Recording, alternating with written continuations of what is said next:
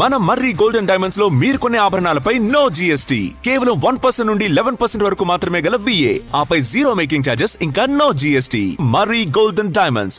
దేశ ఇంధన భవిష్యత్తును మలుపు తిప్పేలా భారత్ ఒక భారీ చమురు సహజ వాయువు నిక్షేపాల అన్వేషణకు తెరతీసింది. తూర్పు తీరంలో కొన్ని వేల కిలోమీటర్ల లైన్ల మేర ఇంధన నిల్వల కోసం అన్వేషణ చేపట్టాలని నిర్ణయించింది. ఇందుకోసం అధునాతన సాంకేతిక పరిజ్ఞానంతో సముద్ర గర్భాన్ని జల్లెడ పట్టనుంది.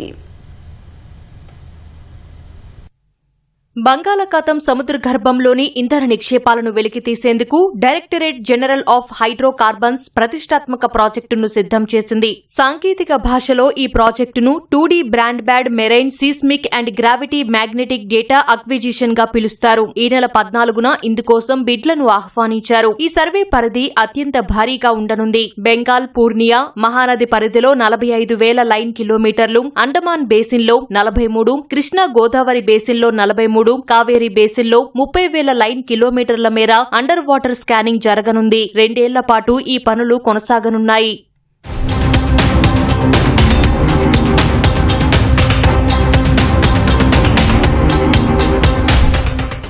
ప్రస్తుతం దేశీయ చమురు అవసరాల్లో 85% పైగా దిగుమతులపైనే ఆధారపడాల్సి వస్తోంది. పశ్చిమాసియాలో ఏ చిన్న ఉద్రిక్తత తలెత్తినా, అంతర్జాతీయంగా ధరలు పెరిగినా ఆ ప్రభావం సామాన్యుడి జేబుపై పడుతోంది. ఇప్పటి వరకు ముంబై హైవే వంటి పశ్చిమ తీరంతో పోలిస్తే తూర్పు తీరంలో అన్వేషణ చాలా తక్కువగా జరిగింది. మయన్మార్, ఇండోనేషియా గ్యాస్ క్షేత్రాలకు సమాంతరంగా ఉండే అండమాన్ బేసిన్లో భారీగా గ్యాస్ నిక్షేపాలు ఉండొచ్చని అంచనా. ప్రపంచ ఇంధన పరిస్థితులు మారుతున్న వేళ భారత్ చేపడుతున్న ఈ చమురు వేట అత్యంత కీలకం కానుంది. దేశ ఇంధన భద్రతను సుస్థిరం చేసే దిశగా ముందడుగు పడనుంది.